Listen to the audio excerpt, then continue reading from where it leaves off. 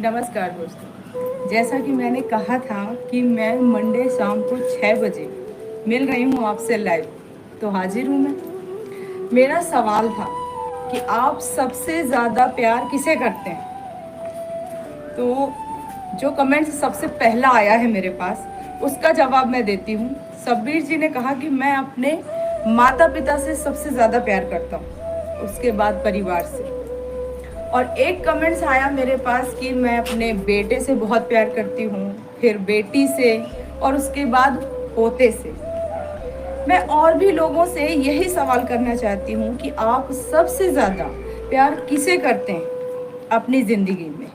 सबसे पहला नाम किसका है आपकी लाइफ में? लोग अपने परिवार को बताएंगे, बेटे को बताएंगे, बेटी को बताएंगे। आप कहाँ आते हैं? किस नंबर पर आते हैं? माता पिता से प्यार करना अच्छी बात है, बहुत अच्छा है। बच्चों से प्यार करना बहुत अच्छा है, लेकिन आप खुद से प्यार क्यों नहीं करते हैं? जरा 1 मिनट के लिए आंख बंद करके सोचिए, खुद किस नंबर पर आते हैं आप? खुद का कोई नंबर नहीं है। जब आप स्वयं खुश नहीं रहेंगे, आप दूसरों को कैसे खुश रखेंगे?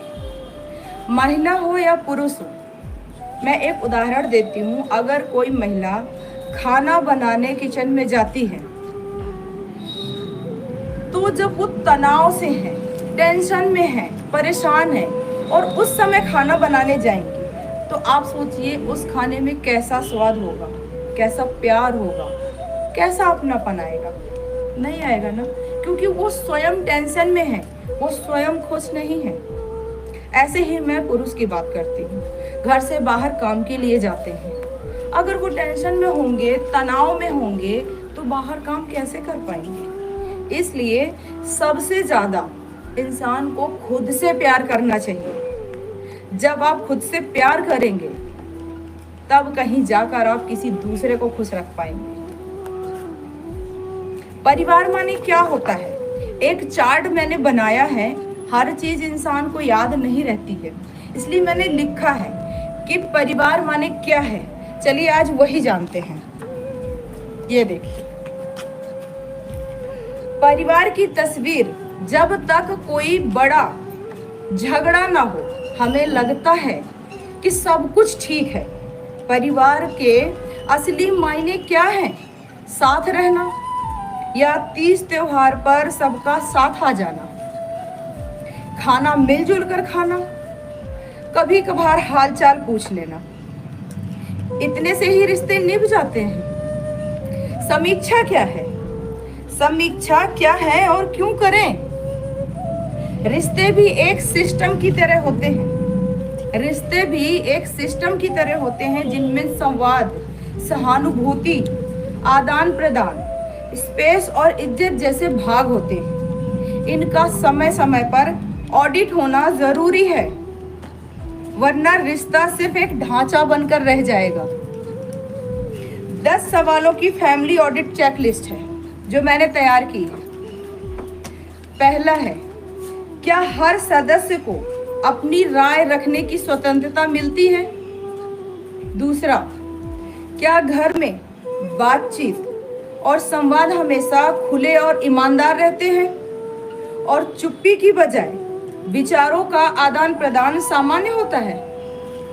तीसरा है, जब आप घर आते हैं तो क्या अपनापन महसूस होता है, या घर लौटने का सुकून लगता है? चौथा, क्या आप सिर्फ जिम्मेदारियां निभाने के लिए ही इस परिवार का हिस्सा हैं, या आपके कठिन वक्त में भी कोई आपका दर्द समझने वाला है? पांचवा, क्या आप जानते हैं कि आपके बच्चे, बुजुर्गों की मौजूदा भावनात्मक जरूरतें क्या हैं? छठवां, क्या आप बिना डरे अपने दिल की बात घर में किसी से भी कह सकते हैं? सातवां, थैंक यू, सॉरी जैसे शब्द आपके परिवार की बातचीत में हैं? आठवां, आपके घर में सिर्फ जरूरी और कामकाजी बातें होती हैं, या इससे परे भी आप एक दूसरे से दिल की बातें करते हैं। 9वां, किसी सदस्य के रोने या परेशान होने पर कोई पूछता है कि क्या हुआ। 10वां, क्या परिवार में किसी के सामने दिल खोलकर सवालों के जवाब में दिल खोलकर कह पाते हैं? अगर इनमें से 5 या उससे अधिक सवालों के जवाब में ना है तो यह संकेत है कि आपको अपने रिश्तों की गहराई और आपसी समझ और संतुलन पर विचार करने की जरूरत है। लाल झंडियां जब रिश्ते में चल रहे होते हैं, इसमें लिखा है मैंने, खुलकर बात नहीं होती। जब आप मन की बात कहने से डरें या लगे कि आपको समझा ही नहीं जाएगा तो यह रिश्ते में दूरी के संकेत हो सकते हैं। दूसरा, जब साथ होकर भी मोबाइल पर हो, डिजिटल दूरी धीरे धीरे रिश्तों को खाली कर सकती है। बातचीत सीमित हो गई है। कब आओगे, बिजली का बिल भर दिया जैसी बातें तो होती हैं, पर दिल की बातें, हंसी मजाक और साथ बिताया समय कम होता जाता है। साथ होते हुए भी अकेलापन लगने लगे, यह गंभीर संकेत हो सकता है। भावनाओं में कोई दिलचस्पी नहीं बची, ना आप पूछते हैं कि उनका दिन कैसा रहा, ना उन्हें फर्क पड़ता है कि आप क्या महसूस कर रहे हैं। तकरार या फिर खामोशी,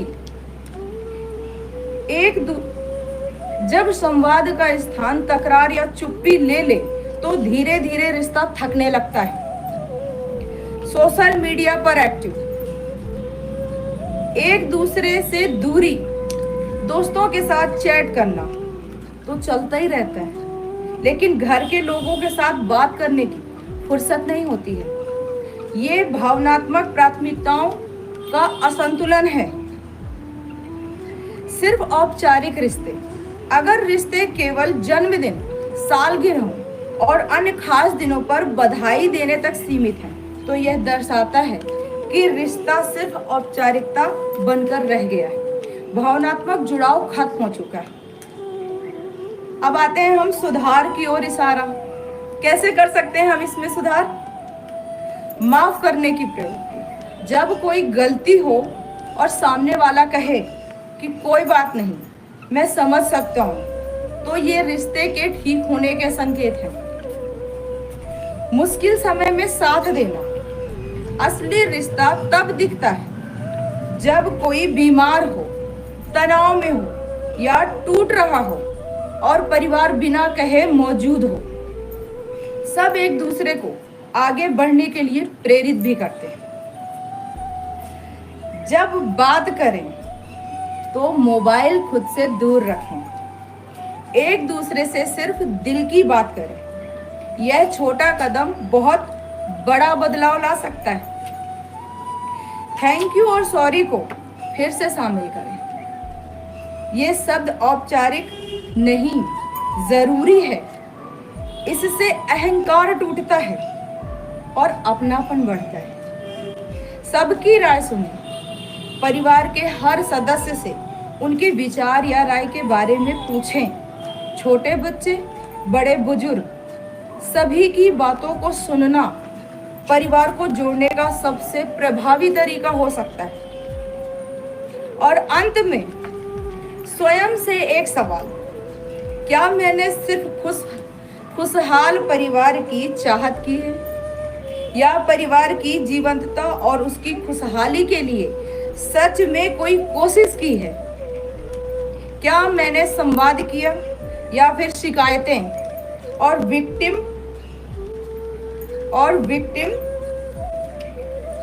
मेंटिलिटी अपनाई? ये सोचकर मेरे परिवार में तो टॉक्सिक लोग हैं। सोचिएगा जरूर। अब भी आप ये कहेंगे कि मैं इससे प्यार करता हूँ, उससे प्यार करता हूँ। आप पहले खुद से प्यार करिए। सबसे अहम है खुद से प्यार करना। उसके बाद आप सामने वाले से प्यार करेंगे। जब आप स्वयं खुश रहेंगे तब आप अपने परिवार को खुश रख पाएंगे, अपने दोस्तों को खुश रख पाएंगे, रिश्तेदारों को खुश रख पाएंगे, आसपास के लोगों को खुश रख पाएंगे। जब आप खुद ही इतना परेशान होंगे, इतना टेंशन में होंगे, तो आप दूसरों को कैसे खुश रख सकते हैं? सबको खुश रखने के लिए स्वयं का खुश रहना, स्वस्थ रहना बहुत ज्यादा जरूरी है। और स्ट्रेस से दूर रहें, तनाव से दूर रहें। चिंता, हिंदी में कहते हैं ना, चिंता चिता में लिटा देती है। तो चिंताओं से दूर रहिए और दूर रखिए अपने आप को। नमस्कार दोस्तों।